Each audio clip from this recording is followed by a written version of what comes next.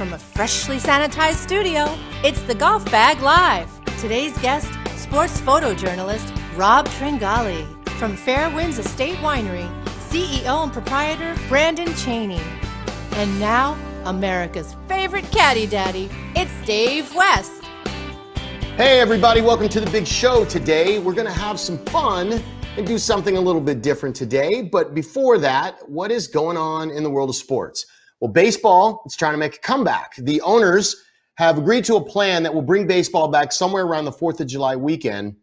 But the players are like, not so fast. Obviously, there's a lot to work out and a lot of questions. And as in all talks of sports coming back, there's the topic of no fans. We'll get to that in a second. But right now, here's the proposal by the owners. An expansion of the playoff teams from 10 to 14, an 82-game season. That's half what they normally play.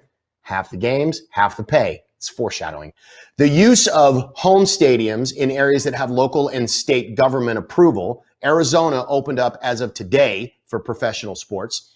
A so-called spring training 2.0 that begins in June.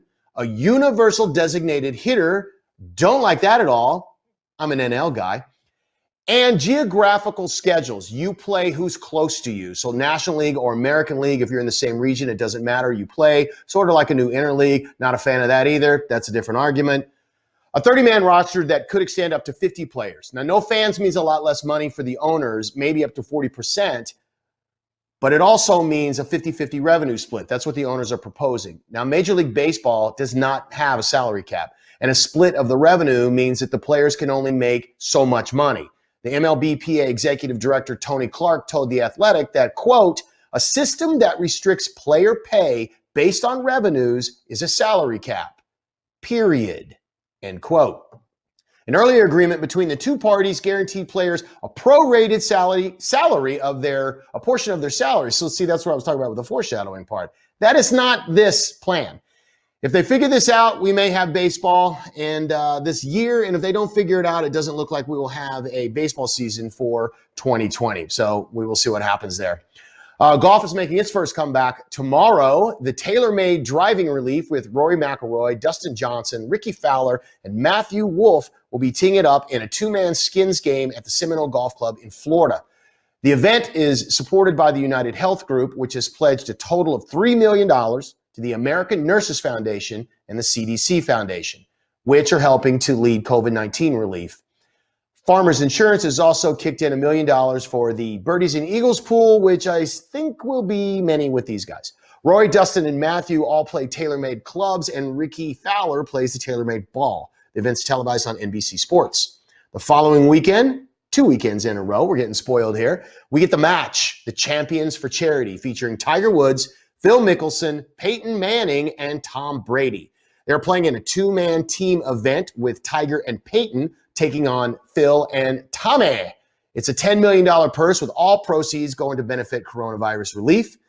These events will bring us some golf to whet the appetite. And as of for now, we'll see what happens with the PGA. They're scheduled to make a comeback on June 11th with a lot of COVID-19 testing still to be ironed out. So our guess is as good as yours is what's going to happen. So I guess we'll have to wait and see. Every sport is discussing what they're able to do and what they are willing to do. That's both owners and players. But it's all still so fluid that resolutions to restart these seasons may seem like a new permanent. These ideas are subject to change very quickly. So hang on and let's all hope the world gets better and we get some sports back soon. All right, my first guest today has seemingly been on the front row of every major sporting event in the last 30 years, from wide right to Tiger Slam to the Kansas City Chiefs and Patrick Mahomes winning the Super Bowl. I'm super thrilled to say hello to sports photojournalist Rob Tringali. Rob, what's up? Hey, David, how are you? How's it going? I'm good, man. How are you? Yeah. I'm great. Well, we're going to get to months, so real great. Yeah, we're going to get to that, and I want to talk about all the stuff that you've shot because your photographs are just truly amazing, and you have some stuff that we're probably not going to get to that is people have seen on covers of magazines and posters and some great stuff. But let's start first with you. You're a New Yorker, right? I am. Yeah, born and raised. So you grew up in Staten Island. Now, I used to live in New York. Not many people have been to the borough of Staten Island. What was it like growing up there? The forgotten borough. It was great growing up. We had, it was there wasn't that many people. So I lived on a dead end street, so we could play wiffle ball and stickball and whatever season, touch football, whatever it was. So it was great. It was nothing but people that you knew, obviously other family, cousins, whatnot, so neighbors. So it was a cool place to grow up. Obviously, it got overcrowded and I moved out, but growing up, it was definitely a fun time to grow up there as a kid. Oh, I bet. Have you always been like a sports guy? Yeah, no, I got the bug when I was 5, 6 years old, probably. I think Chris Chambliss' home run 76 against the Royals. Yeah. I remember as a kid, my parents were divorced, so I was with my stepdad, and I ended up watching that game when I was maybe 6, 7 years old, whatever it was. And once I saw the fans jump on the field and went crazy, yeah, I think from that point on, and then my dad, was a photographer, and he had a sports photo agency. So I was lucky enough as a kid. I went to World Series games and Super Bowls as a 8-year-old, 9-year-old. So but I had a bug. I watched everything. I watched golf tournaments, tennis tournaments. It didn't matter. As a kid. If it was somebody, if people were moving, if there was some competition on TV, I was hooked, and I played a little myself, but I was a huge sports fan and crazy sports fan. Now, your dad was a photographer, and you had talked about how you had told me once before that your dad had a sports photo agency. Now, this was the 70s, right? So this was before mid 70s. The mainstream Gettys and those kinds of things were popular, right? Yeah, there was nothing. Yeah, there was no such thing as those back then. So it was, okay. It was, it was one of the first, photo agencies of any kind, I'm assuming, because, so him and his partner opened this agency up back in the 70s, and they serviced all these sports clients that they had, whether it's newspapers, with magazines, and anything else that was going on in the world at that point. So yeah, I was around it as a kid. I remember going into the office, whether it was a summer or days that I had off, and I would just sit there on a light table, and they would just give me a bunch of slide sheets, and I would just look through old chromes of the Brooklyn Dodgers and, obviously Yankee stuff. I mean, they had, Muhammad Ali. I mean, they had all these, amazing chromes. And yeah. I'm assuming back then that's where I got the bug to become a photographer, even though it probably took me a long time to actually get the photography bug. It was more, I had the sports bug, and it was, again, it was something that was cool to be part of. And so when you decided, hey, I want to do this and I want to be a photographer, why sports and why not fashion or move to Hollywood or anything else? And what, how did you get started? What was your first gig? Yeah, like I said, I graduated. I mean, I like probably any kid, I wanted to play center field for the Yankees or something like that. And when you don't make your high school baseball team when you're a junior, it's like you just that dream makes it difficult. Yeah, it makes it hard. So you start to all right. But I knew I wanted to be around sports somehow. And I assisted one of my dad's photographers. I went to a game down in D.C. at RFK Stadium. We flew down, day to game.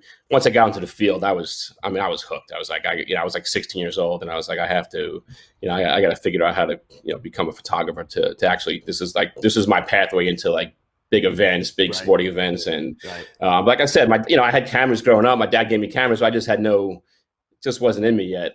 But at 16, I said, all right, I have to start to figure out to become a photographer. This is the way my pathway into, going to these cool events. And so as far as first event, so I probably shot some Met games when I was 17, 18. And probably when I graduated high school, I went full on. I was like, I'm just going to go for it. So I think one of the big events, that was 1988. It was the Notre Dame, Miami, the Catholics versus the Convicts in Notre Dame. And, just being out there in South Bend, and I was like, and then Notre Dame wins, and in the last second, I think Jimmy Johnson went for 2 to try to win the game. He was down by a point, and they ended up an incomplete pass. So the crowd goes crazy. They're jumping over my head, and I was just like, holy shit, this is it. This is what I need to do for the rest of my life. And I was on that path, but it was really this is it was one of the cool college football games of all time. It's it was. You're 16, 17 years old doing this? No, at that point I was 18. I was 18. Yeah, I was probably. It's still pretty young. Yeah, I was young. I was green as can be. I was like, I had no idea how to, I couldn't even rent cars back then. So I would go to an airport and have to like hop on a bus to like, I'm going to the college game. To go to like South Bend, like where's the, all my equipment. When I think back to those days, it's like every once in a while you got lucky, you hooked up with somebody, and you could drive with them. So, but it was a fun time Now back then, and I'm not aging you because I don't want to age me. Yeah. But back then, cameras were film. It was harder to focus, and you winding film, and there's a lot that goes into it. And you got these guys coming at you while you're trying to learn such a hard thing to do. Talk about the film part of it way before anything. It was everything's automatic. God. It was manual focus and film, and every once in a while you get a cold day in Green Bay where it's 5 degrees and you can't feel your fingertips and you can't wear gloves because you can't, rewind the film. So it was. I mean, I'll be honest with you. I was really bad at it when I first started. I wasn't very good, and it was hard. I mean, it was. I look at the equipment now and how easy it is to kind of autofocus and whatnot, but. I mean, to shoot like guys like Bo Jackson running full tilt at you, manual focus. I mean, it was an art form, and you had film, and exposures would be changing constantly, and you had to run through 40, 50 rolls of film a game. It was you saw the best guys at every big event. You always saw like the top 10 guys from around the nation that would always converge on because it was like there was only so many guys that can do it and do it well and do it consistently. And when I started, it was like that was my drive. It was like how do I get to the point where I'm as good as those guys? And it's like one of those things. Like it took time and practice. I would go to high school games and try to practice my manual focus and local little league games, and just to like keep practicing. And over the time, 3, 4, 5 years later, you start to get the ability became a lot easier to to make it happen. But I'm jealous of guys now. That's a little easy as far as the. It's always a little easier. So I would think that's great that taking your own time and taking your as I've heard say doing the lonely work where you're out there by yourself and nobody sees that you're really working hard. You're shooting little league games and all that. Just like anything, that's like playing golf or whatever. I would find a little high school football game and just say, hey, let me go practice a little bit, and that's what you did. If you wanted to be good at it, back then that's what you did to. So you finally get the call to the Holy Grail shoot. Tell me about shooting your first Super Bowl. Yeah, so my first Super Bowl was it was probably like maybe 1920. It was the Broncos and the Niners, and I think it was Super Bowl 24. I think you recall the score. I think if I remember correctly, 55-10. Joe Montana beat John. Yes, exactly. So I started like a handful. I think I shot a handful of games that year. And then one of my dad's clients was a Newsweek magazine, and they had another credential that year to the Super Bowl, their main guy. And I was like, I'll go. And, I remember going down there and sleeping in a room with 3 other photographers in some hotel in New Orleans. And, the second you walk on the field, you just, it was cool. It was something I always remember. The game wasn't very good, but the memory is awesome. It's good if you're a Niners fan. Yeah, exactly. As a photographer, just trying to make like cool pictures and being. I remember how old are you? After that game was, I'm 20 maybe at that time. I don't know. The game was in January. I was born. I can't remember if I was 19 to 20. Probably one of those. That's crazy. Quick math. I'm probably, but yeah. You're probably the youngest guy there, youngest photographer. I would think so. Yeah, I would think so. I don't remember, but so did that start a career for you? Did that like launch and like you're in the game?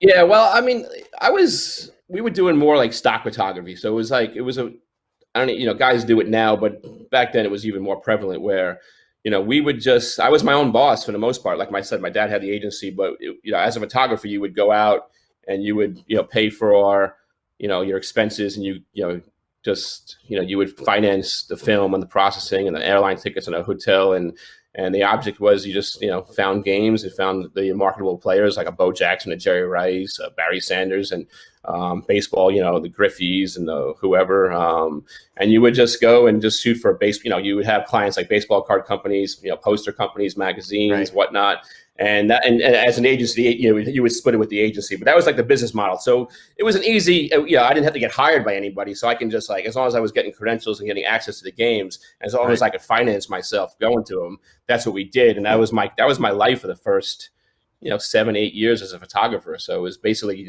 baseball schedule would come out, the college football pro schedule would come out. And I would see Michigan's playing on a Saturday and then the Bears are playing on a Sunday, or USC's playing on a Saturday, and then the Raiders are playing on a Sunday. You would just make your schedule, and it was fun. I mean, I'm going to be honest. It was it was a small group of guys that would travel to all these big games, and you fly into all these cool cities and eat in good restaurants, and I mean, it was lucrative. It was a good, there weren't that many people doing it, so if you were good at it, I mean, it was a fun business to be part of back then. Yeah. The trading card thing is interesting because I didn't really think about that. We had talked earlier, and I didn't really think about that. But somebody's got to shoot those pictures, and I think when you're a kid and you're looking at them, you think that they're just hey, it just happens. But somebody had to do it. Now, at some point, you transition to magazines. So how does this happen? Well, I got bored. I got bored, and the industry was changing. A lot of these card companies that were big time and doing well were kind of starting to go out of business. Magazines were starting to go away. So we're talking about maybe mid 90s, 96, 97-ish.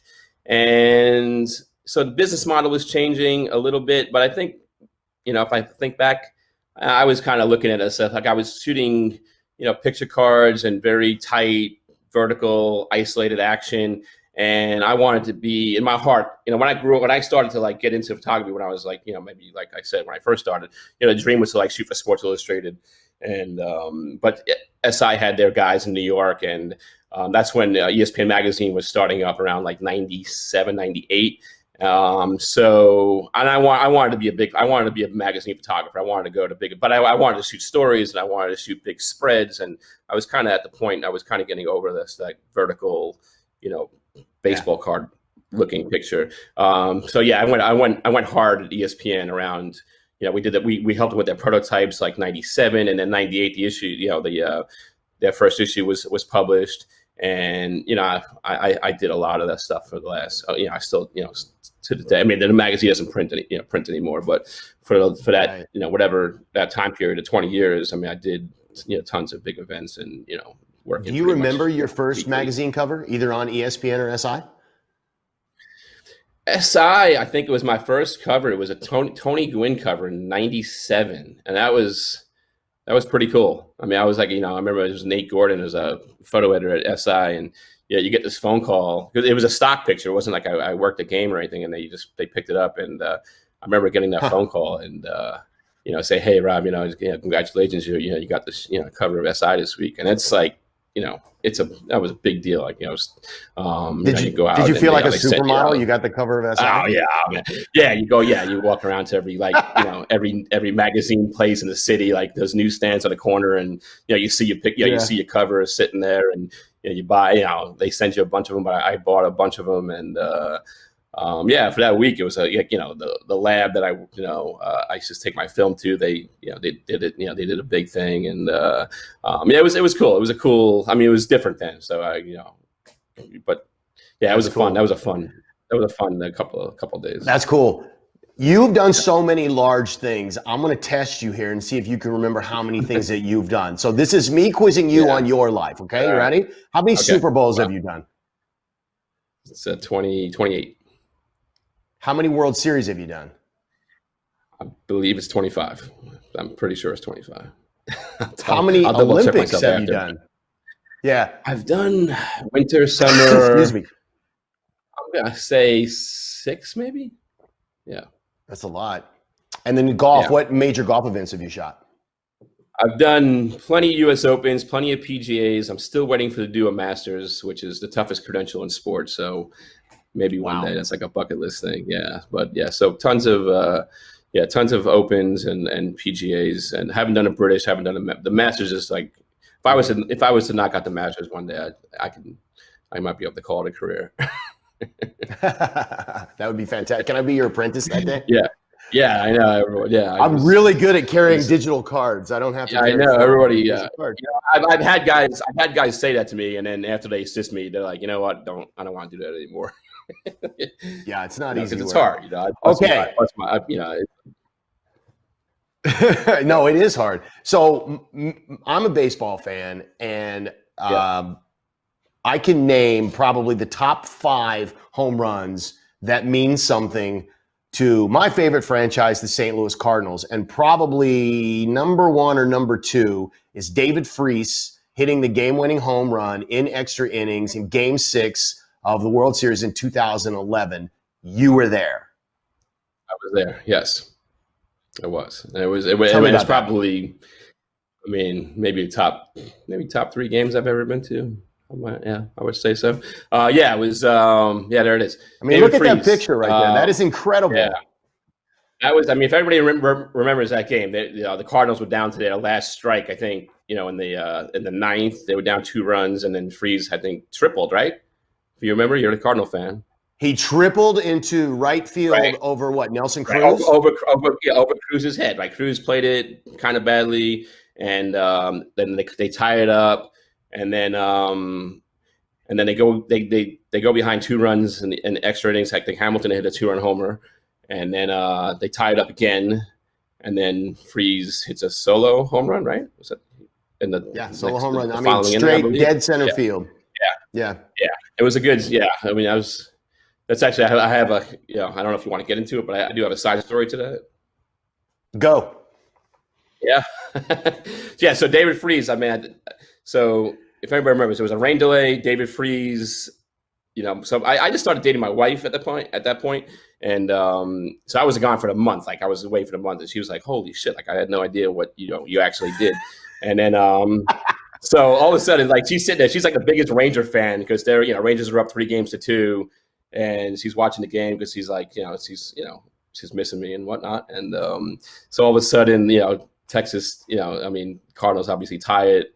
And she's like, screw this, And then it goes to Game 7, and Cardinals win. And then the next day, I'm flying home. So she's ready to see me. She's like, I'll pick you up at, I'm flying to JFK. I'm flying home, and there's a blizzard. I mean, late October blizzard in New York that blankets JFK right before we touch down landing. We get diverted to Boston. So I land in Boston. She's like, "Where are you?" I said, "I'm in Boston." She's like, "What?" She's like, "I closed the airport right before we landed." And so I got in the car. There was a couple of writers. My buddy Boog Shambu is a writer. He's a broadcaster for ESPN, and a couple other people, Joe Lemaire and Amy Nelson. So we ended up getting in the car, drove. I don't even know. I knew Amy, but I didn't know John and Joe.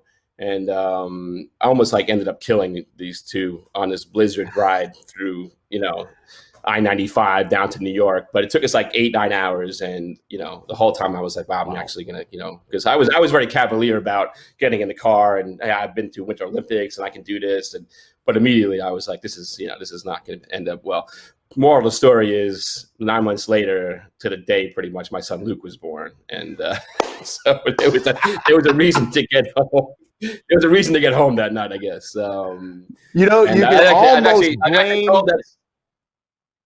I've actually told that story to David Freese. I saw him. I told that last year. He was at the Dodgers, and we were in the dugout together. And I said, "Hey, man, I think you're the reason that my son was born." He's like, "I got to hear this." And so I ended up telling him a 5-minute story about how he's probably responsible for my son being born. And he got a kick out of it. So yeah, David Freese doesn't hit that triple, and it does not go into extra innings. You don't get snowed in, and who knows? I'm home. Who knows? You never know. Who knows? You never know. But yeah. So I know that being a New Yorker, I know that you're a Yankees fan, and you were able to capture and really kind of, I'm sure, tell more of a story than just a snapshot of 2 of the greatest Yankees ever in their last seasons. So what was it like being there for those moments when Mariano Rivera retired and when Derek Jeter retired? Yeah, I mean, it's those are 2 guys that were in my wheelhouse as far as where you shoot them from the beginning of their career to the end of their career, and I don't know if I could to do it now. I'd probably have to shoot another 20 years, but it was kind of it's cool to be mid-20s and see Mariano come up, see Jeter come up. then see them, and not only that, see them through this heyday of the New York, the heyday of the Yankees. They won 5 championships, and they were a dynasty, and it was all about them, and so yeah, you covered every big game, every playoff game, every World Series game for the most part, and to finally see it come to an end, especially so Mariano was first, and so I remember that night, and the Yankees were kind of going down, so that's. Yeah, I remember. Yeah, it was one of those moments where when you look back. Look at that picture right there. He's waving to the crowd, and that was right after I think when Jeter and Pettit took him out of the game, and then they kind of pushed him out of the dugout to give us little his curtain calls there, as waving a hat, and it was one of those one of those moments where you honestly you're sitting there and you're like, I'm shooting history. This is like a legendary player, legendary team, and legendary the new stadium is still legendary, but to be part of that night was again like a culmination of a career, and it was nice to kind of put a nice image to it, and then I don't know if you want to talk about the dugout shot. Well, Jeter's like your Mickey. Jeter's this bench shot right here. So this is like, so I'm in my head as a photographer. I'm like, I just want to go down these flight of stairs. Like, this is the end of the game. He's ready to go away. He's ready to go into the locker room. And so in my head, I was like, I'm just going to follow him down the stairs, and he's going to walk away from me. And I just want to get a shot at his 42 from behind with this empty dugout. And all of a sudden, Mariano just sits down. He just sits down, and I'm the only person in the dugout. I'm sitting there. I'm like 2 feet from him, and it was like probably the only time in my career where I felt like I was intruding on someone's space, and and he just has this like glare, and he's just soaking in his last moments as a player, and I'm sitting there, and I'm consciously just like didn't want to be intrusive, and I'm just clicking the shutter every 5-10 seconds, just so, because I just wanted to give him his space, and every other photographer is like on the railing looking in, and I mean it was eerie, and I can still remember that moment of just sitting there and just me and him in the dugout. The look on his face. Yeah, it was like he just like, it was like a blank stare, and he just like realized like, this is it, like everything I worked for my whole life, everything it's over, and. I mean, you felt it. I mean, you felt it. Like he's like, wow. You just almost could put yourself into into what he was thinking, and it was like, wow, this is like, what is that? What kind of feeling is that?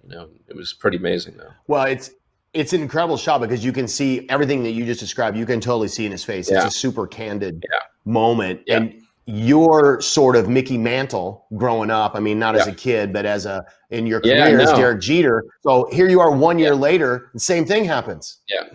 Same thing, same thing. And Jeter was, they both had great careers, but Jeter was Mr. New York and was, the guy. And this is a year later, another icon, hanging it up. And so, this is an image from his last game at Yankee Stadium, and him coming out of the dugout, start of the game. And, I was noticing, because I shot a ton of Jeter that year, and especially the last couple of months, and then maybe the last week or so, I started noticing that he was doing this little like hop out of the dugout, but he would look over his shoulder. I don't know if he did that in his career, but it seemed like the last week he was doing that. And so I put a camera remote right on the floor there, because they had us shooting from another position, but it's a shot I wanted, and I knew that if it all worked out, it was gonna work. It would be this, make this epic picture. And so this is fine for remotely. And then when I saw the camera and I saw the frame, I was like, well, that's the thank you Derek on the scoreboard. It was it's one of those frames you make that it'll live beyond me, and it's one of those cool things that happen in your career if you're lucky. No, it's pretty amazing. And you got a great shot of him walking off and saying goodbye. It's amazing. The two great Yankees, and they're a year apart, and they're both so intertwined, and you were there for the whole thing. Yeah. I mean, that's a great shot. Yeah, it's interesting, too, that you chose black and white for these, because, I mean, the Yankees, when you see the Lou Gehrig and the Babe Ruths and all that, it's black and white, and this seems to fit that image. It's, I get to ask that question, like, why did you decide to go black and white? It just... the Yankee uniform, the pinstripes, Yankee Stadium, it just looks right. It just, even when I think when Gatorade did that, when Gatorade did the commercial with Jeter, the Frank Sinatra did it my way, I mean, I think they even filmed that in black and white. It's just, there was something about it, and there's a classicness to it. Again, it just looks right. It just looks right. Yeah, it does. I see it in color. I see it in color, and it just feels right. It just feels more right in black and white. So yeah, it does. All right, I want to talk a little bit about golf, and I want to talk about two of the greatest golfers probably ever, but definitely two that may not be where they are if they didn't have each other pushing them. First, it's not a great story, but it's an amazing story. So Phil Mickelson, winged foot, the U.S. Open. Now, for those who don't know, he's gotten second place at the U.S. Open 6 times. This shot you have was definitely had to be the most painful for him. He has a 2-shot lead with 1 to play, and then on the 18th hole, he hit a tent, he hit a tree, he went in the bunker, and I think all he had to do was bogey, I believe, and he double bogeyed, and he lost the U.S. Open. Exactly. Now, as you're seeing all this as a photographer, is this exciting or is this painful? But as a photographer, do you look at this image? I was bummed, actually, because I wanted, it was, I followed Phil a lot, and I was a big Phil. I'm a Phil fan. I think people either like Phil or Tiger, and I was definitely more Phil. He was just the crowd and his personality, and just like just the way the crowd would just be energetic, everything he did, and he was good. He was great with the crowd, and he knew how to play it. And this particular day in Wingfoot, it was like it was his. There was no reason that he should have not have won that. And the crowd's pumped up. 18th hole, he's cruising almost, and I'm saying, in my head I was like, wow, this is he's going to go crazy when he puts in the winning putt on 18. He's just and as a photographer, that's kind of what you're looking for, that elation.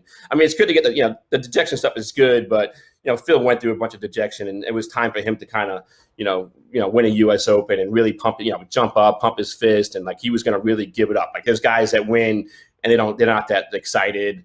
But you knew Phil was just going to give you everything he had. And as far as from a photographer's perspective, that's exactly what you're looking for from a frame. And so you're sitting there going, all right, what's it going to look like? And, make sure that you don't miss it. And then all of a sudden he just blows up on 18. I mean, he just blows up. And, this shot is his, after I think is maybe his second shot or something like that. And he put it into the trap, and he's looking at it, and it's just, he's dejected. And it's just like, you got to be kidding me, Phil. Like in my head, I was like, I was actually bummed out. I was like, I was looking for that great 18, the crowd, the Wingfoot. It was more people than I've ever seen at a golf tournament. It was just, just thousands of people, guys, fans coming up 18, and it would have been just incredible. But doesn't always work. Yeah, it's unfortunate. I mean, you can see his rejection in that photo as much as you can see Mariano Rivera's, what he was going through on his last one. So then Tiger Woods. I mean, Tiger, if you've ever been to a golf tournament and you've followed Tiger Woods, the crowds are insane. So what's it like being in that moment, and does that make your job harder? Oh my God, yeah. I mean, I shot a lot of golf, probably not recently, but through Tiger's heydays. I mean, every big tournament, you just follow Tiger. I mean, he was, he didn't even matter who was winning. You would just follow him. And not only do you have the galleries that are just following him, you have, 50 other photographers who are going from tee box to tee box and all trying to, get around, to get a shot. And all you're thinking is about, all you're thinking is like, don't fire in his backswing. Don't fire in his backswing. Because like I've seen it happen. I've seen guys like, when Stevie Williams was his caddy, and just screaming at photographers. And it's the most uncomfortable feeling. So I think every time I shot Tiger, it was always about like, don't be that guy. But yeah, it was hard. I mean, because like it was 18 holes, 4 days in a row. And like I said, no matter what tournament, you just followed him, and it was fun, but it was also exhausting. I mean, so just like dealing with the security and the fans and the other photographers, and just the mental, like, hey, I don't want to fire in his backswing. And, again, like, but he was Tiger. It was like he made pictures, and he made, he was the event, every event, and he showed up. It was Tiger, and it was everybody else. Yeah, there's some great shots. That shot of Pebble Beach right there is amazing. Yeah. So we're sitting here, and we're in this coronavirus shutdown, and there are no sports. Yeah. What are you doing now? Yeah. Do you have a next passion? What's your next thing? Well, I get to scan some of those old pictures, so that's what I've been trying to do a little bit, just trying to like go through some of the older stuff. Because like honestly, there's a lot of things I still haven't seen in a long time that have been in a filing cabinet for the last 30 years or so. So you get a chance to maybe look through some old chromes and put them on the side to get scanned. But yeah, like I want to do more. I definitely want to do some more video stuff. I mean, I think that's the obvious answer to a lot of people. Sports photography. I'm 50 years old now. It's a tough job. It's hard. I mean, just physically hard. Your backs and your shoulders carrying gear up and down golf courses or football fields and ski hills, whatever you name it. So yeah, there's things I want to do. I mean, I want to collaborate more. I want to do just interesting projects. I think sports will always be in my blood and do it around sports, but we'll see. I think about it a lot, and because from just a physical standpoint, I just don't know if I can. And I see guys in their 60s now, 70s, and I'm like, I don't know if I can do it that long. Honestly, it just looks, your knees are breaking down. And, just hard. So I am thinking about it. But even creatively, I think that you do something and you're like, all right, I want to do something else, or I want to do something a little bit different, or work with other people, or work with other kind of, shoot some different stories and whatnot. So yeah, maybe, the life of maybe not professional sports or the big event is, there's a allure there too, to doing some other cool things. Yeah. Well, there's a lot to be shot. There's a lot to see. Well, hopefully sports comes back soon. We can get you back there. I hope so. Thanks, man. I really appreciate you doing this. No, thanks for having me. This is great. Yeah, this is it definitely keeps. It's always fun to look at the old, some old pictures and talk about them. And I'm sure we can tell. So yeah, it's great. I'm sure there's a lot more stories that we could tell, because I mean, we could do this all day, because I could tell. I mean, I'm rattling off scores of stuff that you're in. This is really cool. I know. Just so you know, you can follow Rob on Instagram at Rob Tringali on Instagram, and you have a website, robtringali.com, if you want to see more of his work, if you want to reach out to him. Any reason. So awesome. Rob, thanks, man. I really appreciate it. I took that you took the time that you're here with us and you're telling these stories, and awesome. I can't wait to see more stuff. Appreciate it. Sounds good. Right, cool. Thanks, buddy. We'll talk soon. Take care. Be safe. Bye. Today we're launching our first segment. We talk all sports here, but since we are called the Golf Bag Live, how about a golf segment? So here is episode number 1 of the best golf tip you are going to get today with Dan Martin. This is the best golf tip you're going to get today. I'm Dan Martin. Most players really struggle with getting out of the bunker for some pretty simple reasons. I believe they actually overcomplicate it. They start trying to get way too open and do all the things that tour pros do to have touch. But the reality is the bunker is just simply a full swing where you want to figure out how to kind of hit it fat on purpose. So instead of getting all technical with all the nuances of a bunker play, I just suggest you break one of the fundamental rules of the game when you're practicing. Take practice swings in the bunker and learn what it feels like to use your swing in the bunker. So here's what I want you to do. I want you to grab your golf club, and I just want you to make nice, full, smooth, and aggressive practice swings, and just kind of let your club find the sand where it naturally finds the sand. What you're going to find is that generally when you get into a good rhythm, the club's going to strike the sand closer to the front of your stance. And so all we need to do is make sure that we have the ball after that in front of where my natural divot pattern. So wherever that is, just make sure the ball's about 2 inches in front of it. And then when I go hit my shot, just make the same kind of swing.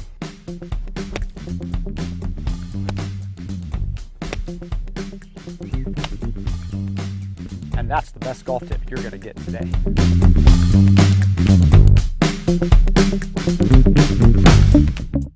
I hope that helps your game. Keep checking in for more tips, and you can follow Dan on his YouTube channel, Dan Martin Golf. Give him a follow. I promise good stuff. My next guest took a passion that he developed at 8 years old and turned it into a second career. After living in the tech industry for 20 years, he took a hard turn and bought a winery. Proprietor and CEO of Fairwinds Estate Winery, it's Brandon Chaney. Brandon, what's up, man? Hey, how you doing, Dave? Thanks for having me on the show. I'm good. Hey, thanks for being here. First of all, let's talk about where you are right now. This looks like the perfect man cave. Where are you? I'm in the secret bowels of the winery in one of the wine caves. So we're just hanging out here, doing the show, and hopefully drink some wine here in a little bit. All right. Well, it sounds good. Well, we're going to get to that. I want to talk a little bit about you. You grew up in Indiana. What was Indiana like as a boy? Well, I grew up on the campus of Purdue University. So, it was a college town. It is in Indiana, but, we had, I was just a couple blocks away from the football stadium and the golf course. So it was a great childhood.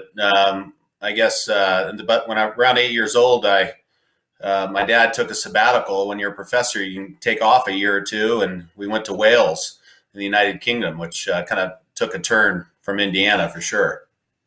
That's a drastic turn from Indiana to Wales. So what happens in Wales? What do you think as an 8-year-old? Because they don't sound like you. It's a different culture. What was that like? So we were in Aberystwyth, Wales, which is on the coast. And my dad was doing his sabbatical at the University of Aberystwyth, and we just lived in this house where they delivered milk to the back door, and pretty old school. There were coal burning stoves in all the rooms, and we got fish and chips all the time. It was great. Now, you had told me something once that when you guys lived there, it wasn't a normal abode, so to speak. Well, what happened is for a year, I went to school at this Catholic school, which was across the street, and I had a uniform. And we did that for a year. And then my parents said, hey, this is in the 70s, of course. So they said, why don't we go buy a 1977 Volkswagen van, and let's live in the van and tour around Europe. Yeah, Look exactly. At that van. So we literally lived in this van for a long time and toured around, and I think you can see some wine there, but yeah, the guy with the bowl haircut, that's me, living like a gypsy. So you developed an interesting hobby as an 8-year-old. I collected baseball cards, and I had a sticker collection, which I may still have in my dad's attic or something. What did you collect? Well, it started out because we lived on Purdue's campus. I would take my wagon and I would go collect beer cans. So that's how it kind of started on the alcohol front. I remember that was a big thing.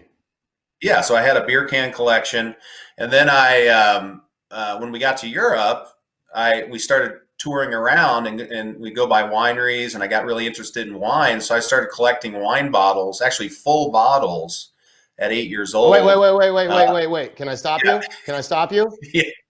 Yeah. You're talking about wine. I happen to have here some Fairwinds Estate wine, some Pinot. Let's try some Pinot. Continue with your story, Brandon. Happened that I got the same bottle right here. Maybe I'll have a glass as well while we're doing this. Yes, let's tell stories and drink wine. I'm going to drink this. I want to hear about it in a minute, but let's hear about this collecting wine. So yeah, I was just, I had heard about you can buy wine and keep it for a long time. So, I had some Italian Chiantis and the Brunello di Montalcino and some French wines, and I just thought it'd be cool as an 8-year-old to collect this wine and store it. And the funny thing is I kept it for 15 years, and then it was terrible when I finally opened it. But it was pretty nostalgic. Just to interrupt though, this is not terrible. This is like real good. This is the Pinot Noir. We'll get to how you can get all this. This is a 2018 Pinot Noir. This is very nice. Very soft on the palate. Very soft. So you kept them for 15 years, and then, so did you try to open them and drink them? Well, no, of course that would be illegal. I wouldn't do that. But I just thought it was cool you wouldn't want to do that. But I just thought it'd be cool to collect the wine. I wanted to store it in a cool place. I mean, when we got back, I was 9 years old, and I kept it until, I might have opened it up prior to 21. I can't remember, but I wouldn't admit. Man, this was the 70s, because if your parents, not only did they let you keep it, they brought it from Wales back to the States. Yes. Yeah, it was great. I mean, especially the Brunello di Montalcino, the Pope's wine. That one I had high hopes for, but it just didn't turn out. I don't think it was stored properly. But Oh. But so this wine, So, I just want to tell you real this quick that the reason we have a Pinot and it's from Russian River is so, you kind of talked about how I had the second career. I think I feel like the luckiest guy in the world because I bought this winery with my college roommate, Anthony Zabit, and we both have different tastes in wine. He loves Pinot Noir, and I've actually developed an affinity for Pinot Noir. But because our winery was the fourth winery established after Prohibition, we are grandfathered in. We are grandfathered in to do a lot of things a lot of the other wineries can't. So we can bring in out of county fruits. We brought in some. We believe Russian River has the best Pinot Noir, and the Russian River is it's ripe and intense fruit. Black cherry. On this particular wine, you might have, I almost have some cherry cola to it. It's just Russian River has great Pinot. So we decided to make a Russian River Pinot. We make a couple of them, and that's because my partner in the winery loves Pinot Noir. And that's what we like to do is make the wines that we love and then, share it with friends and family. Why not? Yeah, right? Absolutely. If you got the ability and you can make the wine you love, I highly suggest you do it. Anybody out there who's listening. So you come back to the States, you grow up, you go to college, you go to Indiana, you get into the tech industry. Now that's such an umbrella, especially in today's time, but you were probably a little ahead of the curve. What tech were you in? What'd you do? Well, right out of college, I was recruited into General Electric's financial management program, and I was actually in the nuclear energy business, believe it or not. And they transferred me out to San Francisco right before the dot-com stuff was going on. And my college roommate was out there. He was working with his father on a startup. This is circa 1995. And we had always in the dorm room had talked about starting a company together. So we said, heck, let's do it. And, in San Francisco at that time, it was, there was a lot of open office space. So we said, well, what are we going to do? And his dad was buying a voicemail system. That was a big thing back in like 95 is voicemail. So obviously you could have voicemail in your, right. So anyway, keep talking. We're going to get to this in a second. Okay. You've already moved on to the Zinfandel. I like it. So yeah, we I want to hear this voicemail story. Oh yeah, so his dad bought a voicemail system, and it was like $12,000 for a voicemail system, and it sat on a 286 computer. And we're like, well, why don't we get in the telecom business? We don't know anything about it, but let's do it. I was 23 years old, 24, and so we decided to start a telecom company. And what was going on at that time is they were deregulating telecom. So we applied for a public utilities license and got it at 24 years old. And we started a public utility phone company. And then I was CEO of that company for almost 20 years. And then we sold it. Oh, wow. And that's good. Yeah. So that's really kind of how it all came about. But we were kind of early on doing the voice over IP stuff, hosted telephone systems kind of before we were a little bit before our time. But we made it through a few cycles and the dot-com bust. We were kind of like the Levi's of Silicon Valley. We're selling all the start. I think we had 280 dot-coms as our customers, and we sold them all sorts of stuff. I even have some British phone booths that we got out of that. Now you ask, how did that happen? Well, these dot-coms couldn't pay their bills, so we would show up at their door and we said, well, if you can't pay your bill, I'll take your British phone booth. So we got all sorts of stuff through that. Yeah, it's crazy because the tech stuff is so, it seems like life is hard to remember before we had any of this, before you even, I mean, a pager seems like a million years ago, and it was in the 90s. And the internet, and I mean, I remember when there was no Facebook and the phone, and the tech just moves so fast, it's hard to keep up. And to be business savvy enough to get in it, especially at 23 years old, is pretty amazing. I mean, at 23 years old, I was like, I'm going to move to New York and see if I can figure out how to be an actor. But I wasn't making any money doing anything. So you get out, you sell all this, and then you pivot, and you want to go into the wine business. Yeah. So Did you we sold have a plan? No, we didn't have a plan. And actually, it was kind of opportunistic. The wineries in Napa don't go on the market very often, especially the historic ones. And in this case, we kind of were there at the right time, and we made an offer, and we were able to buy the winery. It's on Silverado Trail, just in Calistoga, in the northern realm of Napa Valley. And I had always had a dream, a love for wine, and a dream of owning a winery. But I kind of look at business. Every business is basically the same, right? You have to make a product. It has to be a quality product. Right. You have to deliver it to your customers. You have to collect the money. You've got to, and it's just, you got to keep that going. So I figured, hey, we don't know much about the wine business, other though I love wine. I've studied wine.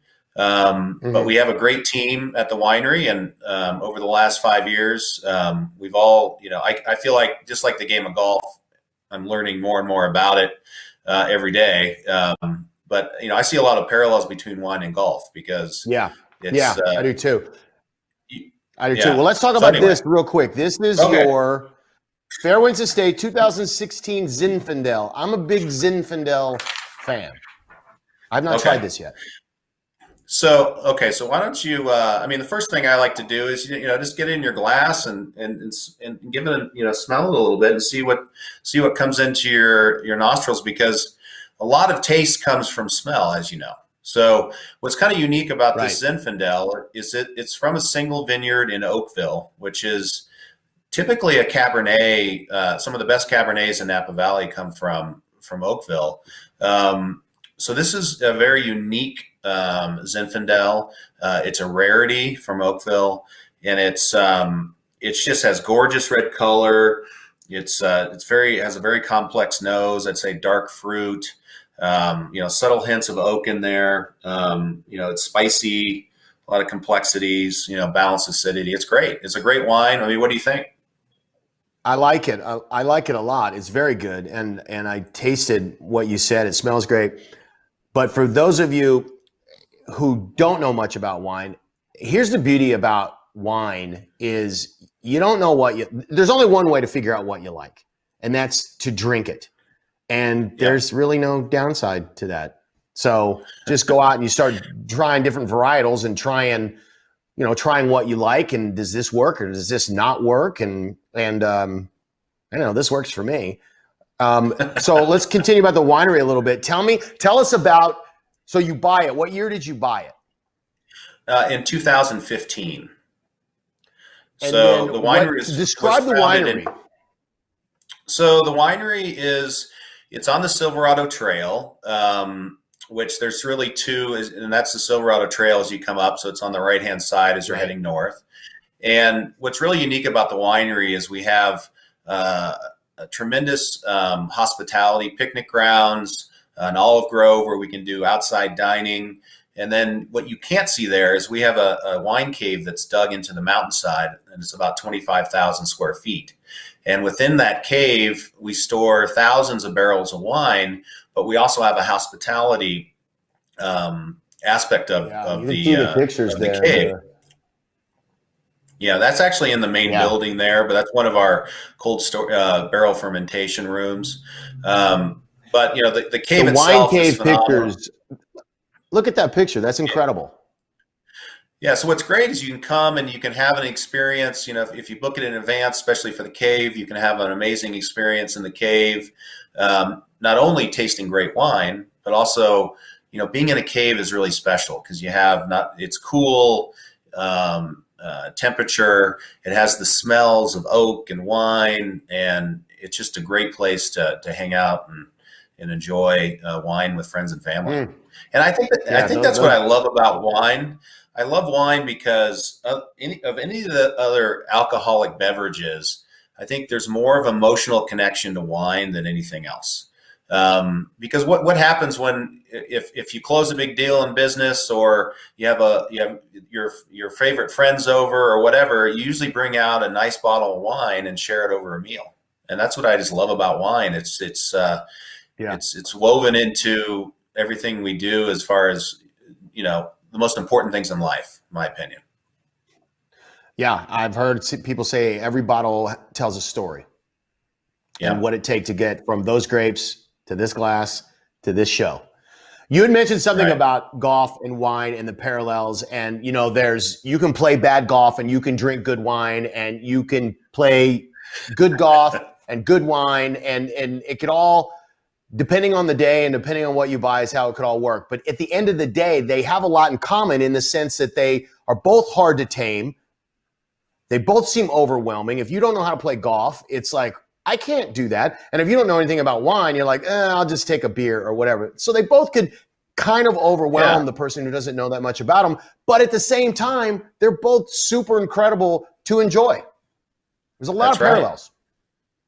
No, and I think as a winemaker, you're always looking for that,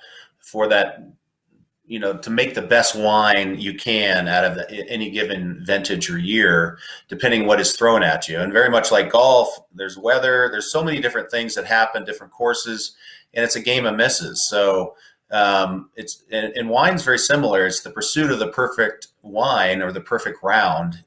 Obviously it's unattainable, right? It's unattainable. Just like golf. But you know what? Everyone has their different way of playing golf or making wine, and that's what makes it great. And there's no right answer to any of it. It's an art form, really. And I believe golf's the same way. Golf is absolutely the same way.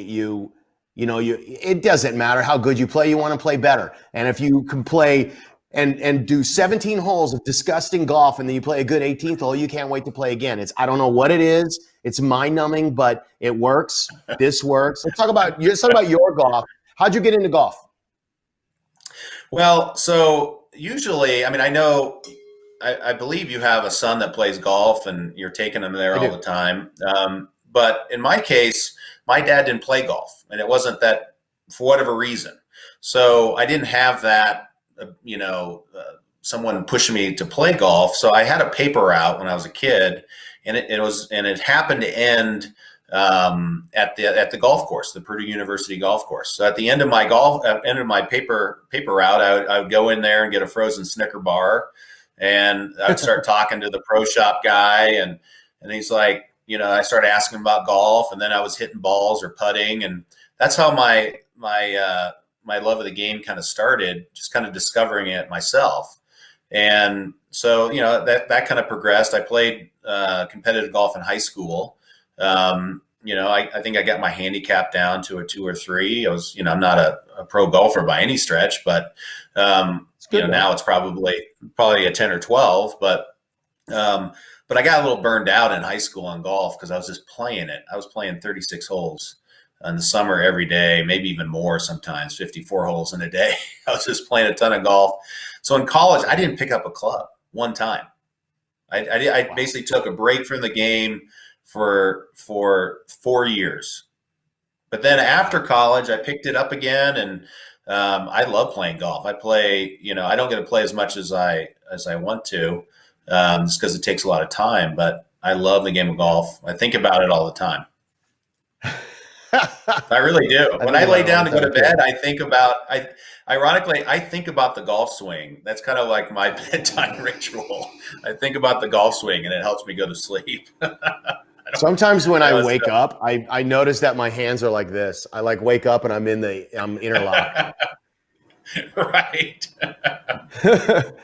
So you had mentioned to me before about a golf tournament, and you're not doing it now, but you did it for a long time, and I'll let you describe it. But promise me one thing, that when this comes back, please invite me, because this sounds like the greatest day of the year. So I got married in 1999, and the marriage didn't last. It lasted as long as the golf tournament, but I got 3 beautiful kids from the marriage, so it was fabulous. But I had basically a wine, poker, and event on the night of the rehearsal dinner that I carried on for 15 years.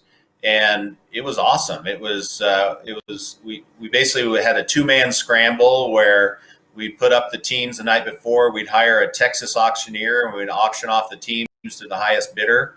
So it was kind of a Calcutta horse race kind of structure.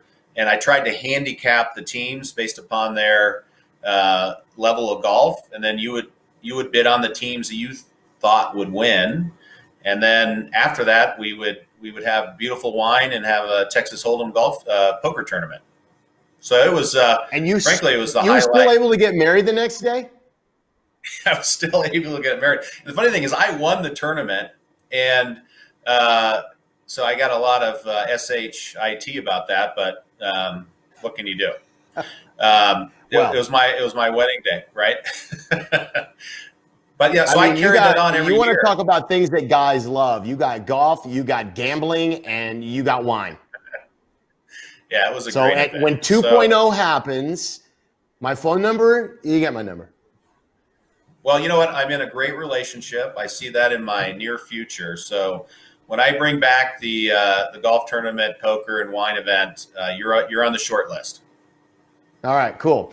All right, I'm going to, on my podcast, at the end of the podcast, I ask a series of questions to just try to get people to think about nuances of their game.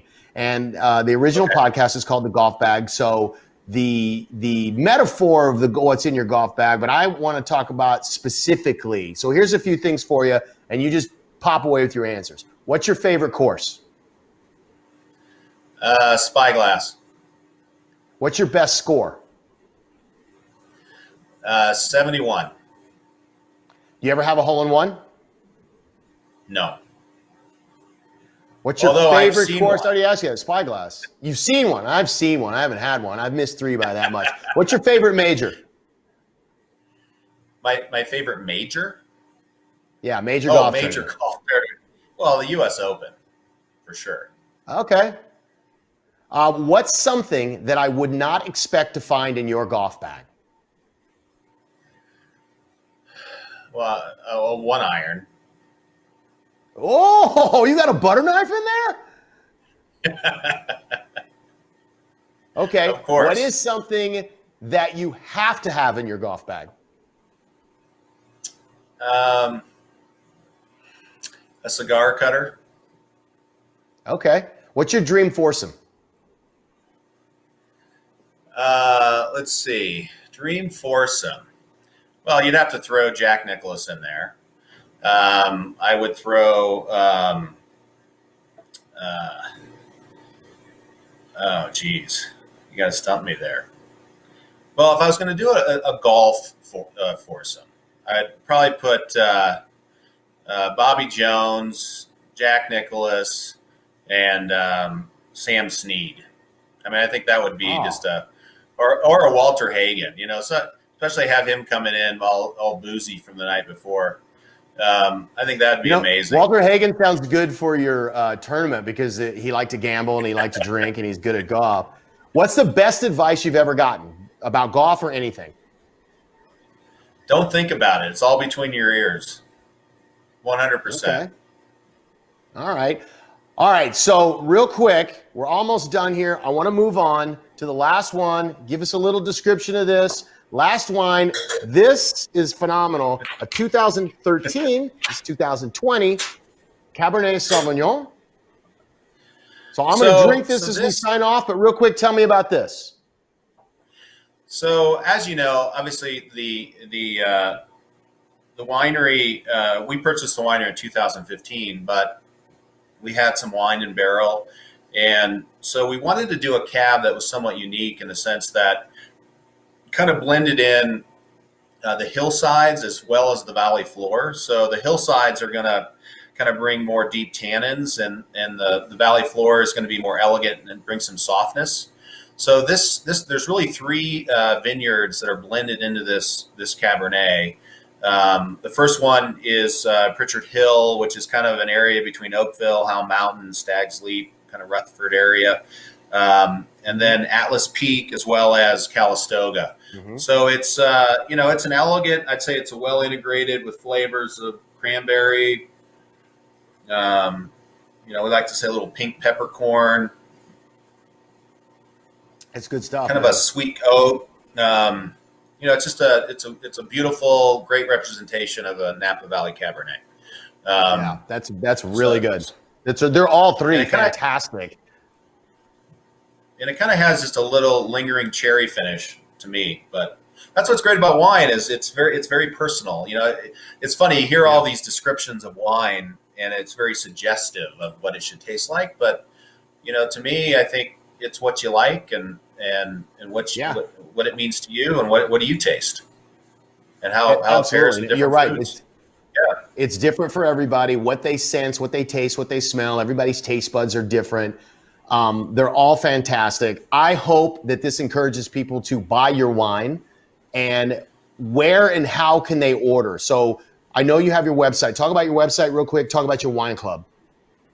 Okay. So one of the unique things about Fairwinds is we do not distribute our wines through kind of your normal channels where you'll find it in the grocery store. And the reason for that is that we make these are all handcrafted, limited production wines. So, you know, 500 cases or under for each vintage, for each varietal.